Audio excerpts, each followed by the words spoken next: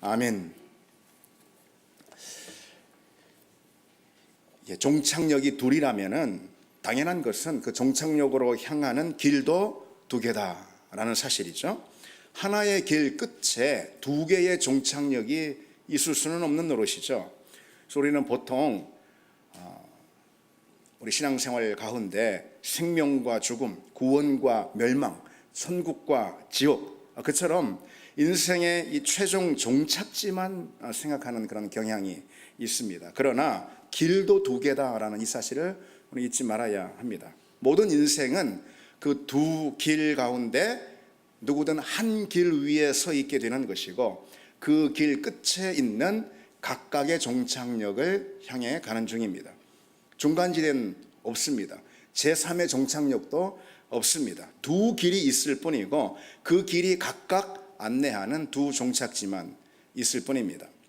주님께서 오늘 뭐라고 말씀하시죠? 좁은 문으로 들어가라. 멸망으로 인도하는 문은 크고 그 길이 넓어 그리로 들어가는 자가 많고, 생명으로 인도하는 문은 좁고 길이 협착하여 찾는 자가 적음이라 라고 말씀하셨죠.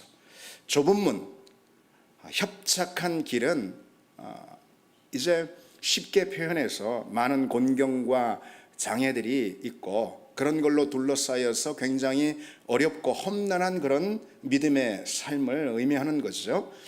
다른 말로 십자가의 길이다, 이렇게 요약할 수가 있습니다. 그 문과 길이 안내하는 종착지는 그런데 어디라고 그랬죠? 생명이라 이렇게 말씀하셨죠. 그에 반해 큰 문이 있고 넓은 길이 있다 했습니다. 이것은 평탄한 삶을 의미하는 거죠. 그리고 그 문과 길이 안내하는 종착지는 어디라고 그랬죠? 멸망이다 그랬습니다.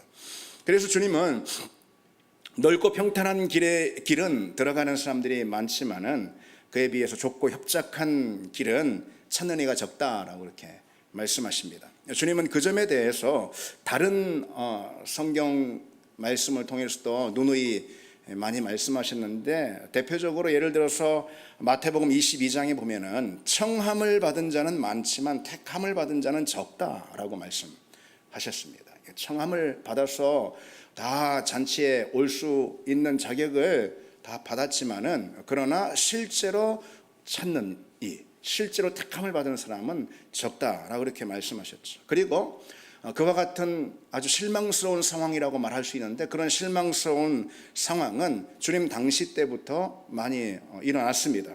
그래서 요한복음에 보면은 대표적으로 그때부터 그의 제자 중에 많은 사람이 떠나가고 다시 그와 함께 다니지 아니하니라, 그렇게 말씀하고 있죠. 그래서 넓은 길인 줄 알고 평탄한 길인 줄 알고 찾아왔다. 사실 그 문이 좁고 그 길이 협착한 걸 알고선 다 주님을 떠나는, 이렇게 청함을 받았지만은 그 길이 너무 좁고 협착한 걸 보고선 택함을 거절해버리는 그런 사람들이 많이 있었다라는 거죠. 하나님께 나아가는 길, 생명과 구원에 이르는 길은 쉽고 편안하고 빠른 그런 지름길이 아니다라는 사실이 성경엔 아주 강조되어 있습니다. 그 길은 어렵습니다. 어려워요. 존 버년의 여러분 그 철로역정이라는 책 잘 아시잖아요. 그 책은 그런 상황을 아주 잘 묘사해 주는 책이다라고 할 수 있죠. 철로역정은 주인공이 하나님께 나아가기까지 겪는 그 신앙의 여정 가운데 이 숱한 그런 어려움, 역경, 이런 걸 그리고 있잖아요. 그래서 주인공은 좁고 협착한 길을 통과하면서 결국은 천국을 향해 나아갑니다. 그것이 우리 신앙생활이다라고 말해주고 있죠. 감리교의 창시자인 존 웨슬레 같은 사람은 그러한 신앙을 가졌기 때문에, 주님께서 도전하시는 또 그런 믿음을 가졌기 때문에 그 당시에만 해도 늘상 이신칭이 믿음으로써 구원을 받는다, 이런 식으로 아주 가볍고 쉽게 값싼 은혜를 떠드는 그런 사람들을 향해서 이렇게 일갈했다고 합니다. 우리가 좁은 길로 들어가길 애쓰지 않고 우리 자신을 부인하고 날마다 십자가를 지는 삶을 살지 않으면은 하나님께서 우리를 구원하시지 않을 수 있습니다. 이렇게 말이죠. 그런데 이렇게 이야기하면은 아마 많은 사람들 가운데 이런 의문을 제기하는 사람이 있을지 모르겠어요. 구원은 우리가 애쓴다고, 우리 힘으로, 우리 의지로, 우리 노력으로 받는 것이 아니고 은혜를 통해서 받는 거 아닙니까? 구원은 은혜를 통해서 주어지는 거죠. 맞습니다. 예. 그 말만 딱 보면은 그 말은 틀림이 어디도 없습니다. 구원은 은혜로 받아요. 그런데 여러분, 그 은혜라는 것이 무엇인지, 그 은혜가 의미하는 바가 뭔지 우리는 잘 생각해야 합니다. 예를 들어서 이런 건 은혜가 절대 아닌 거예요. 그러니까 오늘 말씀에 비추어 볼 때 내가 어쩌다 그만 넓은 길로, 좁은 길 포기하고 넓은 길로 빠져서 평생 넓은 길로 살았는데 은혜로 구원을 받았다. 여러분, 이런 건 있을 수가 없어요. 이런 건 은혜가 아니라 이런 뜻이죠. 은혜는 그런 걸 뜻하는 것이 아닙니다. 왜요? 오늘 주님께서 분명 넓은 길의 결국은 종착지는 멸망이다 말씀하셨고, 좁은 길의 마지막이 생명이다 이렇게 말씀하셨잖아요. 내가 어쩌다 그만 좁은 길 포기하고 넓은 길 향해 갔는데 아이고 세상에 은혜로 날 구원해 주셨어. 그게 은혜가 아니라 이 말이에요. 물론 좁은 문도 협착한 길도 다 그냥 넉넉히 통과하고 척척 너끈히 행할 수 있는 그런 사람들만 구원을 받는다, 생명을 얻는다, 그런 뜻은 아닙니다. 그럼 뭘 말하는 걸까요? 우리는 좁은 문을 통과할 힘이 없어요. 주님께서 오늘 말씀하시는 우리는 협착한 길을 갈 어떤 힘도 그리고 또 의지력도 너무 부족합니다. 우리는 늘 연약해서 좁고 험한 그런 믿음의 길에 들어섰다가 종종 넘어지기 일쑤입니다. 그러나 그게 전부는 아니에요. 우리 신앙생활의 전부는 아닙니다. 무엇이 있을까요? 주님께서 우리가 그 길을 갈 수 있도록, 아니 넉넉히 그 길을 진행할 수 있도록 우리를 늘 다루시고 우리를 훈련하시고 그리고 또 우리를 연단하시고 그 길로 주장하시고 다스리셔서 결국은 그 좁은 길 지나갈 수 있도록 해주신다 이거죠. 그래서 내게는 좁고 협착한 길을 내가 갈 힘 그리고 또 그런 의지, 믿음의 의지 이런 건 내게 없지만은 주님께서 나로 그 길을 갈 수 있도록 도우시고 재촉하시고 내 걸음을 인도하시고 연단하시고 훈련하신다. 여러분, 그게 은혜입니다. 은혜는 그런 걸 말하는 거예요. 오늘 주님께서 뭐라고 말씀하시죠? 생명이라는 종착지로 인도하는 길은 오직 좁고 협착한 길밖에 없어요. 그 길밖에 없어. 넓고 평탄한 길은 분명 그 종착지가 멸망이라 이렇게 말씀하셨잖아요. 주님 그렇게 말씀하셨잖아요. 만약 내가 그 길에 있다면, 넓고 평탄한 길에 내가 있다면 나의 결국은, 내 인생의 결국은 멸망이라는 이 사실 부인할 수가 없습니다. 그러나 여러분은 다 구원받은 주님의 자녀임을 믿습니다. 아멘이시죠? 다 구원받은 하나님의 자녀입니다. 그러기에 뭐가 여러분에게 은혜가 되겠습니까? 분명 주님께서 은혜를 주실 터인데 어떤 은혜를 주신다 이 말이죠. 어떤 은혜입니까? 그 좁은 문을 선택하게 하는 은혜. 내가 그 좁은 문을 선택하게 하는 그런 은혜. 넓은 문이 아니라 내가 평탄한 길이 아니고 협착한 길을 선택하게 하는, 나로 그걸 선택하게 하는 그런 은혜. 하나님이 그런 은혜를 주시고 선택뿐 아니라 내가 그 길을 넉넉히 잘 감당할 수 있도록, 좁고 협착한 길을 잘 지날 수 있도록, 험하고 어렵고 장애도 많고 곤란한 것도 많고 힘든 것도 많고 모든 어려움에 둘러싸이, 그래서 자기 십자가를 져야지만 갈 수 있는 그 길을 나로 넉넉히 갈 수 있도록 내게 힘 주시고 내게 소망을 주시고 나를 다스리시고 나를 훈련하시는 그런 은혜를 우리에게 주신다 이 말이죠. 좁은 길 넉넉히 가서 좁은 길의 종착지인 생명, 그 생명을 나로 얻게 하시는 그 은혜를 하나님이 주십니다. 여러분, 우리 모두는 이미 그 은혜의 자리로 초대를 받은 사람인 줄 믿습니다. 특별히 하나님의 은혜는 종교개혁자들의 표현 그대로 저항할 수 없는 은혜입니다. 불가항력의 은혜입니다. 한번 은혜가 주어지면은 그 은혜에 내가 맞서거나 저항하거나 거절할 수가 없는 그런 놀라우신 은혜, 그 은혜가 하나님의 은혜입니다. 우리가 정말로 구원받은 주님의 자녀라면 분명 그럴지언데 우리는 그 저항할 수 없는 하나님의 은혜로 인해서 힘들고 좁고 어렵고 고난이 예상이 되고 십자가의 길인 바로 그 좁은 길을 우리는 가게 될 줄 믿습니다. 넉넉히 가게 될 줄 믿습니다. 그래서 여러분, 아예 평탄한 길, 넓은 문은 생각지도 마시기 바랍니다. 왜?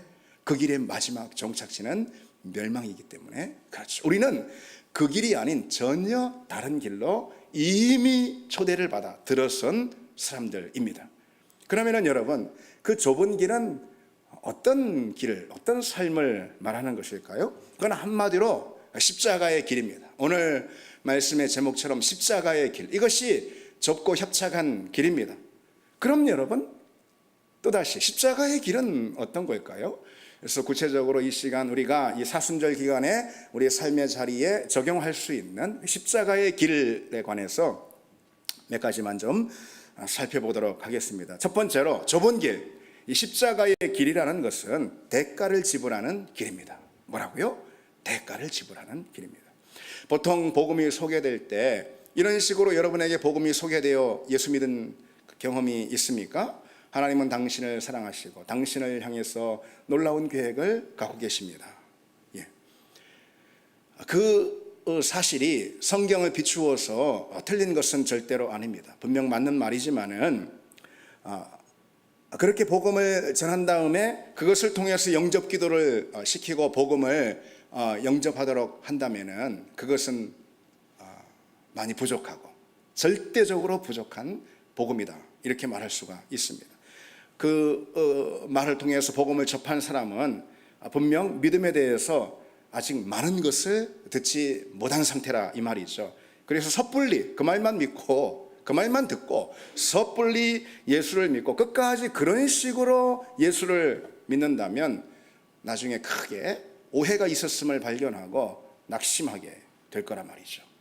주님은 제자의 길에 대해 말씀하시면서 망대를 세우는 사람에 관한 비유를 들려주신 바 있죠. 망대를 세우는 사람은 자기가 가진 것으로, 자기가 가진 비용으로 망대를 다 짓고 준공을 마칠 수 있을까, 그 비용을 다 계산하지 않겠냐. 믿음의 길도 그렇다라고 이렇게 말씀해 주시는 거죠.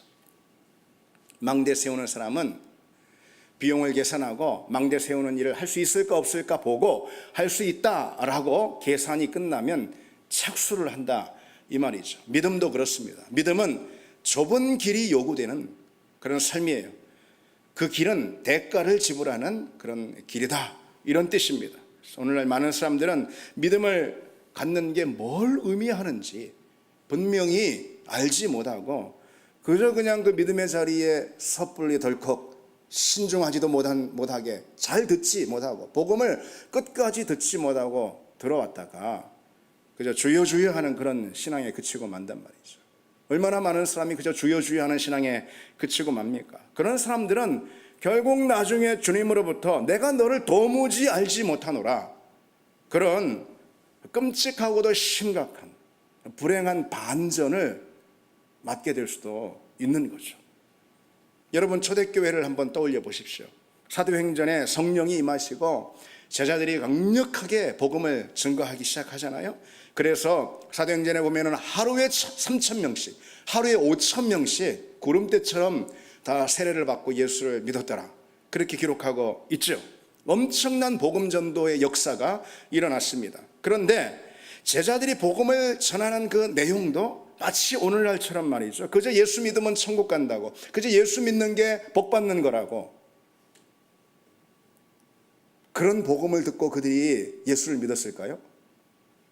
물론 여러분 오해하지 마십시오. 그것이 복음이 아니다 이런 뜻이 아니고 그것은 절대적으로 부족한 복음이다 이런 뜻입니다.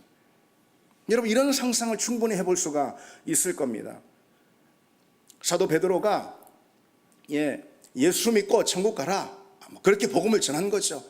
성령이 임하고 그리고 복음 전도의 큰 대역사가 일어났는데 베드로가 너희가 회개하여 예수를 믿고 예수 이름으로 세례를 받아 죄 사함을 얻으라, 이렇게 복음을 전하지 않습니까? 사도행전에.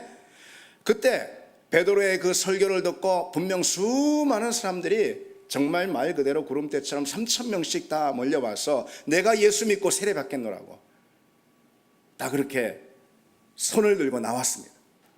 그때 베드로가 그런 사람들 어울커니 이제 막 오늘도 1000명, 뭐 내일도 1000명, 막 사람들 다 예수 믿고 좋네 얼싸 하면서 다 세례주고 다 교회로 속하게 했을까요? 분명 그러지 않았을 것입니다. 우리는 이런 상상을 충분히 해볼 수가 있습니다. 너희가 다 예수 믿고 회개하고 예수 믿고 세례받고 죄사함 얻으라 할 때 많은 사람들이 다 몰려왔을 때 베드로는 분명 그들을 멈춰 세우고선 이렇게 말했을 것입니다. 잠깐만, 여러분 잠깐만 멈춰 보세요. 여러분들이 분명히 알아두어야 할 사실이 있습니다.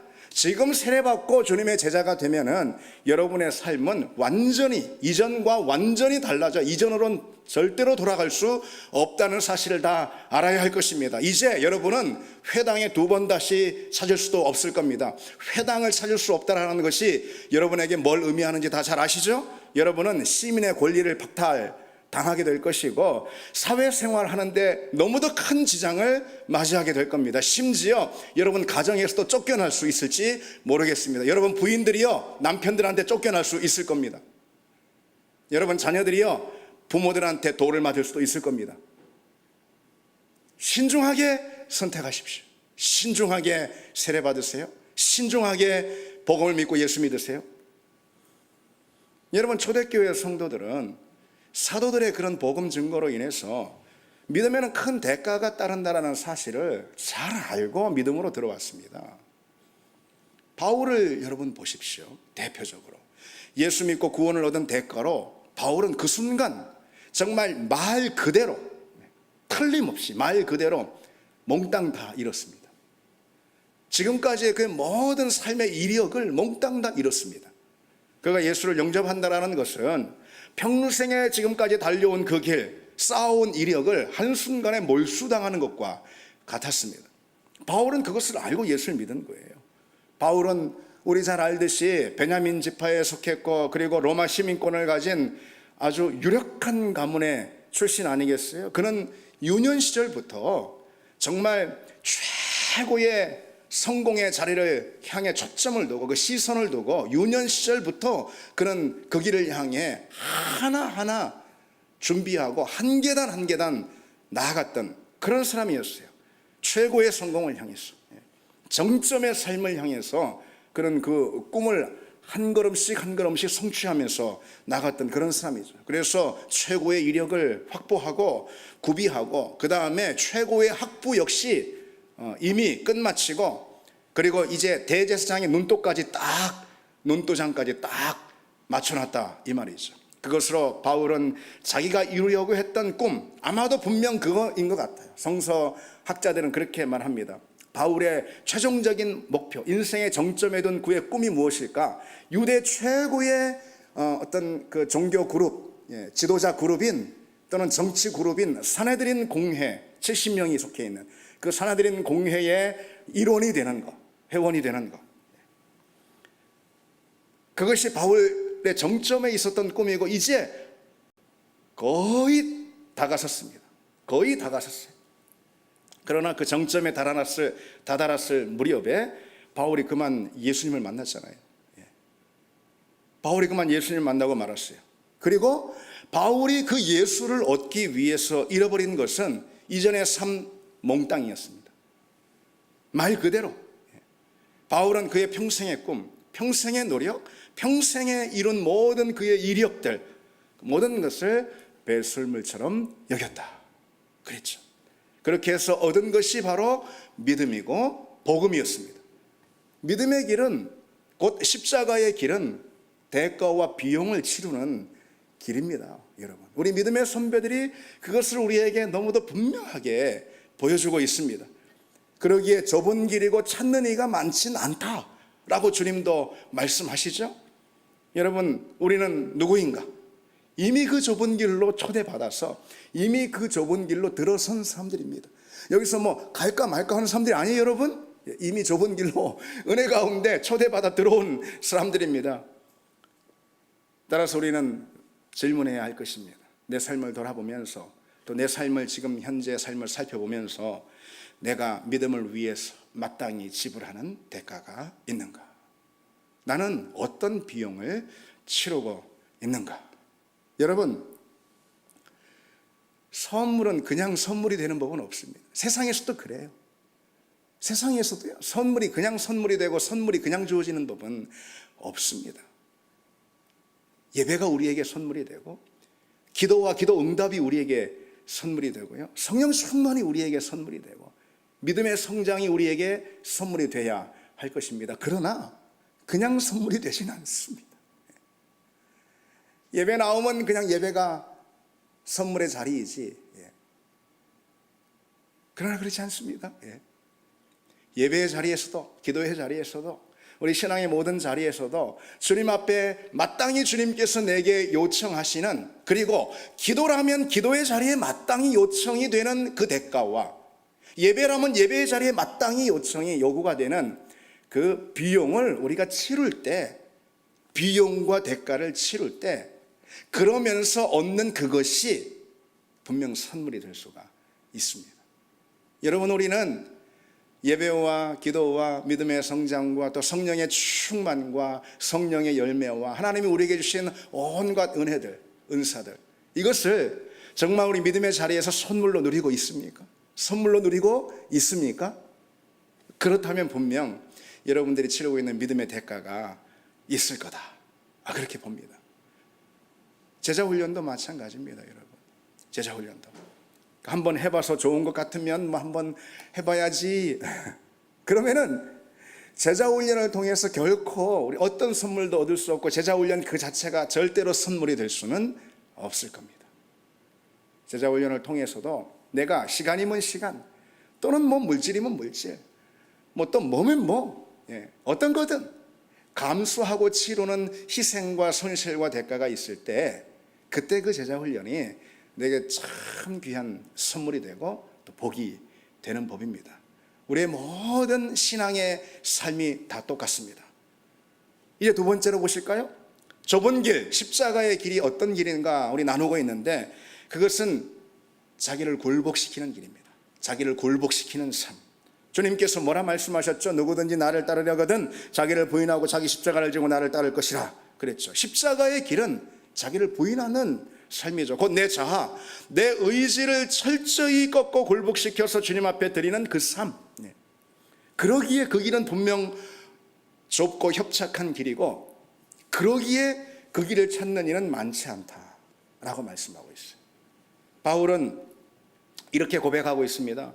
내가 내 몸을 쳐 복종하게 함은 내가 남에게 전파한 후에 자신이 도리어 버림을 당할까 두려워함이라 그랬습니다. 여기서 이 몸이라는 것은 그저 그냥 육신, 육체를 말하는 것이 아니고 내 전인적인 자아를 뜻하는 겁니다. 그러니까 내 자아를 쳐서 복종시킨다, 이런 뜻인데, 그러면 쳐서 복종시킨다라는 것은 뭐냐면요, 이 말은 원래 원뜻이 몸을 타격하다, 몸을 타격하다, 이런 뜻입니다. 그래서 풀어서 말하자면 아주 혹독하고 가혹한 그런 훈련을 통해서 복종시킨다, 자기 자신을 굴복시키는 것을 의미합니다. 여러분, 내 자아를 한번 보십시오. 내 자아는 뭘 원합니까? 내 자아는 나를 원합니다. 내 즐거움, 내 좋은 것, 내 편한 것, 내 성공, 내 만족, 한마디로 내 자아는 나를 원합니다. 그리고 나로 채우길 원합니다. 나를 사랑합니다. 나를 높입니다. 나를 만족시키고 내가 원하는 걸 하고, 그리고 나를 실현시켜, 결국은 나를 실현시켜, 자아 실현이다, 이렇게 세상 말로 표현할 수 있죠. 그런 내 자아를, 나를 끊임없이 실현시키고 나를 만족시키길 원하는 그런 내 자아를 주님 앞에 철저히 꺾고 굴복시키는 것, 그런 훈련이 곧 십자가의 길이고, 그게 바로 믿음입니다. 그런 믿음이 아닐 때, 그런 믿음은 쉬운 게 아니에요. 그래서 좁고 협착한 인생의 길입니다. 그런데 그런 믿음이 아닐 때, 그런 믿음에서 넘어질 때 바울이 뭐라고 말씀하고 있죠? 내가 남에게 전파한 후에 자신이 도리어 버림을 당할까 두려워함이라. 버림을 당하다라고 그랬어요. 버림을 당하다라는 것은 자격을 잃는다라는 그런 뜻입니다. 부자격자가 되어서 실격해버리는 걸 말하는 거예요. 이게 버림을 당하다. 그런 뜻입니다. 주님 보실 때 이건 바른 믿음이 아니야. 주님 보실 때 이것은 정상의 믿음이 아닌 거예요. 그래서 탈락해버리는 거예요. 탈락시켜지는 거예요. 어떤 사람이 그런 자격을 잃은 믿음이 되어서 탈락한다라는 걸까요? 자기 자신을 철저히 굴복시키지 못하는 그런 믿음을 말하는 것이죠. 내가 내 몸을 쳐서 복종하게 함은 내가 남에게 전파한 후에 도리어 자신이 버림을 받을까 두려워함이라 그랬습니다. 여러분, 십자가의 길은 끊임없이 내 자아를 십자가 아래 굴복시키는 것입니다. 끊임없이 오늘도 내일도 내 자아를 십자가 권세 아래 굴복시키는 것입니다. 내 안에 있는 내 모든 옛사람의 정체, 옛사람의 모습, 내 욕심이나 혈기나 분노나 자기애나 자존심이나 높아진 마음이나 주님보다 앞세우는 내 모든 옛사람의 정체, 주님보다 더 사랑하고 아끼는 내 모든 옛사람의 모습들, 그것을 철저히 오늘도 굴복시켜 나가는 훈련, 이것이 바로 나를 굴복시키는 삶이고, 그런 삶이 십자가의 길입니다. 여러분, 십자가의 길에서 그래서 승리하는 믿음, 다시 말해서 우리 믿음이 승리하는 믿음이 승리하는 인생이 된다는 것은 여러분 뭘 의미하는 걸까요? 내 자아가 날마다 그냥 끊임없이 막 울컥 일어나는 자기 자신을 드러내는 내가 자랑이 돼야 되고, 내가 나를 구현해서 실현해야 되고, 내가 나를 만족시켜야 되고 하는, 날마다 내 안에서 꿈틀거리고 일어나는 그런 내 자아가 타격을 받고, 내 몸을 쳐서 타격을 받고 십자가 앞에 완전히 꺾여서 납작 엎드리는 그런 일이 오늘 내게 있다면, 그런 일이 오늘 내게 있다면, 하나님의 은혜 가운데 하나님 나를 사랑하셔서 내 자아를 타격하고 일격을 가하시고 내가 십자가 앞에 그냥 납작 엎드려져서 굴복되는, 내 자아가 굴복되는 그런 일이 내게 있다면, 여러분, 그것이 우리에게 은혜이고 복이 됨을 믿습니다. 그것이 곧 내 신앙이 승리하는 길이고, 나아가 내 인생이 성공하는 그런 길입니다. 우리 인생의 성공과 자랑은 그런 은혜를 자랑하는 것을 통해서 일어납니다. 그런 은혜가 자랑인 거예요. 내가 뭘 하고, 내가 뭐 어디 합격하고, 내가 뭐 이루고, 내가 무슨 업적을 쌓고, 내가 어떤 만족을 얼만큼 누리고, 그런 것이 내가 남보다 얼마나 낫고, 그게 우리의 간증이 아닌 거 여러분 다 잘 아시죠? 내가 얼마나 십자가 아래 굴복되어 있는가, 하나님께서 나에게 어떤 일을 행하심으로, 성령이 내게 어떤 작업을 하심으로 내가 철저하게 십자가 권세 앞에 무릎 꿇게 되었는가라는 것이 우리의 진정한 간증 아니겠습니까? 그것이 우리 자랑이 되길 바라고, 그것이 우리 기도의 제목이 또 되기를 바랍니다. 여러분, 뭘 기도하고 계십니까? 우리가 뭘 기도해야 하겠습니까? 주님, 내가 꺾이게 하시옵소서. 완전히 굴복되게 해 주시옵소서. 주님, 내가 오늘 이렇게 굴복되게 하시니, 내가 오늘 십자가 안에 이렇게 굴복되게 하시니 감사합니다.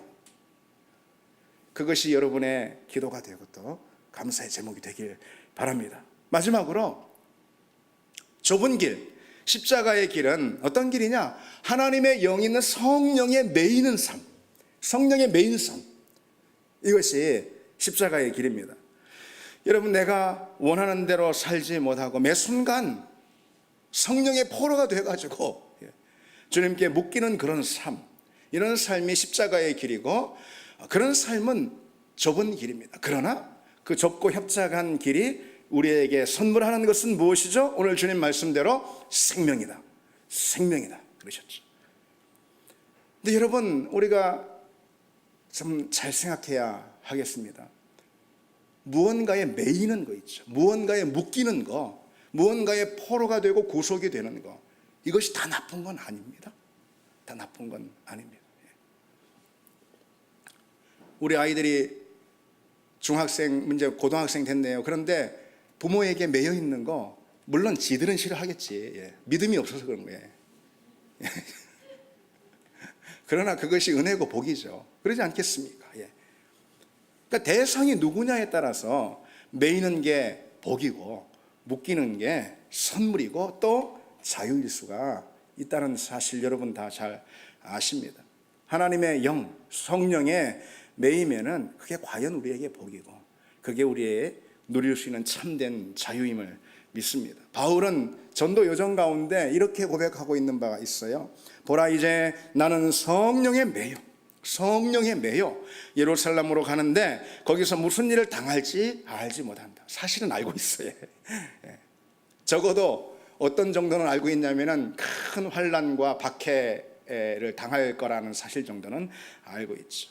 예루살렘으로 가면은 분명 큰 환난이 기다리고 있는 게 뻔합니다. 그래서 주변에 바울을 사랑하는 많은 사람들이, 에베소 교회 특별히 사람들이 다 바울을 만류하죠. 예루살렘 올라가지 말라고. 그러나 바울은 내가 예루살렘에 올라가야만 한다고 말해요. 왜요? 성령의 메인바디였기 때문에. 성령이 나를 그렇게 끌고 가시는데 내가 성령의 포로가 되었는데 어떻게 하냐 이거죠. 성령께서 나를 이끄신다 이겁니다. 성령에 매였기에 이제 내 원대로 못합니다. 성령에 묶였기에 이제 내 뜻은 좌절됩니다. 내 마음대로 못 삽니다. 매인 그 길을 가는 겁니다. 여러분, 이것이 우리에게 불행일까? 불행이겠습니까?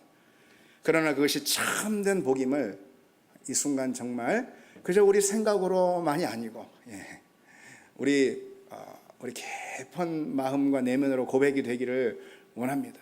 과연 내가 뭔데 성령께서 나를 포로로 삼으시고, 과연 내가 뭔데 성령께서 나를 그분의 줄로 나를 묶으시고 매이셨는가.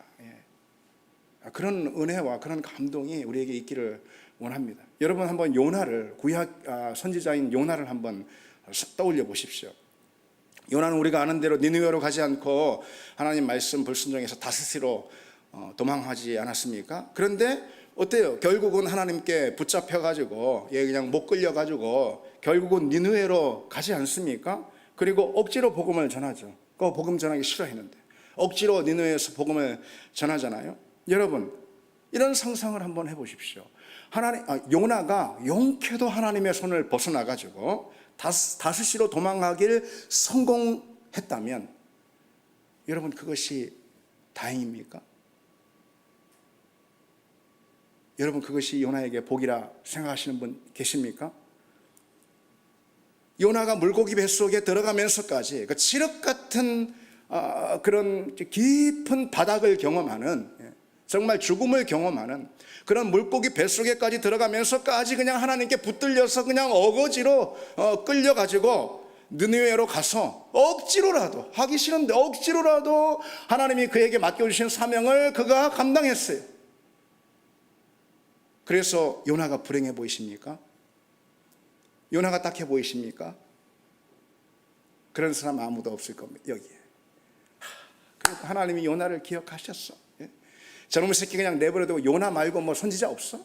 이렇게 하시는 게 아니고, 그래도 하나님이 맡기셨으니, 귀하고 소중한 사명 맡기셨으니, 근데 그냥 못돼 먹어서 저렇게 그냥 믿음 없어서 도망갔는데, 그래도 하나님 찾아가서 그냥 목덜미라도 붙들고 물고기 뱃속에 쳐넣은 다음에 다시 억지로 끌고 가서 전하기 싫어하는 복음 그냥 불평 가지고 그냥 전하게라도 하시는 그 하나님의 손길로 우리는 요나서를 읽으며 은혜를 누립니다.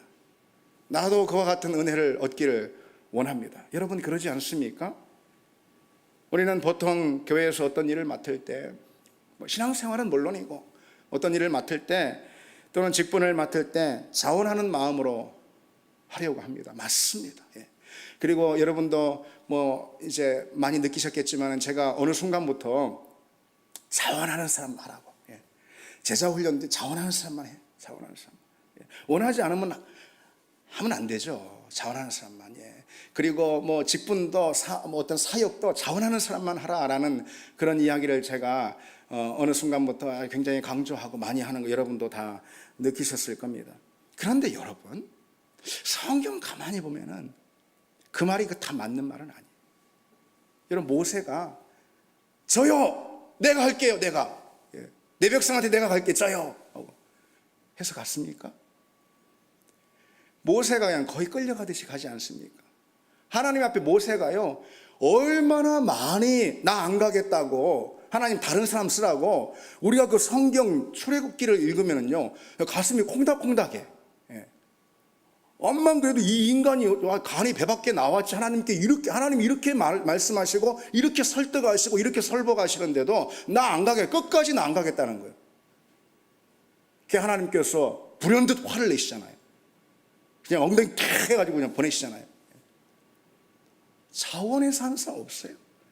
하나님 일이 어찌나 내게 좋은지 신난다 하고서 막 1번부터 10번까지 표 뽑아가지고 하는 사람 아무도 없습니다. 그래서 자원하는 사람만 하시라고. 그 말이 다 맞는 말이 아닙니다. 주님의 일에 대한 자원, 다시 말해서 하고 싶은 그런 마음, 그것이 있을 때만 하는 사람은 절대 복되는 사람 아니에요. 절대 하나님이 사랑하는 사람 아니에요. 하나님이 정말 그 사람 사랑하잖아요. 그러면 하나님이 정말 그 사람 선택하셨잖아요. 하나님이 정말 그 사람 아끼시잖아요. 그럼 목덜미라도 끌고, 예. 물론 하나님 인격적이신 분인데, 그래서 그냥 머리채 잡고 가는 그런 게 아니고 설복하신단 말이에요. 예. 하도록, 할 수 있도록. 그래서 자원은 아니더라도 억지이더라도 성령에 매이도록 하신다 이 말이죠. 그래서 하나님이 그 복된 일을 맡기시는 겁니다. 그 소중한 일을 맡기시는, 하나님의 일에 동역하게 하시는 겁니다. 우리 일도 여러분 그렇습니다. 특히 우리 교회가 아무래도 우리 성도들 숫자가 적고 하니까 일하는 사람만 계속해요. 뭐 대부분 다 그렇지만 어쨌든 하는 사람만 계속해요. 우리 정희석 집사님, 나는 수요 예배에 꼼짝없이 매였다. 꼼짝없이 수요 예배에 매였다. 예. 그러나 그것이 복임을 믿습니다. 하나님이 사랑하셨어, 아끼셨어. 예. 다 은혜 받도록. 예. 물론 우리 정 집사님 기쁘고 자원하는 마음으로 하는 거지만은 다 마찬가지입니다. 예. 오늘 수요일이라 제가 이 말씀드리지만 어느 사역의 자리, 어느 직분과 헌신의 자리에도 다 그와 같은 성령의 매임의 은혜가 주어집니다. 매이는 것, 그것이 은혜입니다. 저는 새벽기도를 지금 계속 하고 있죠.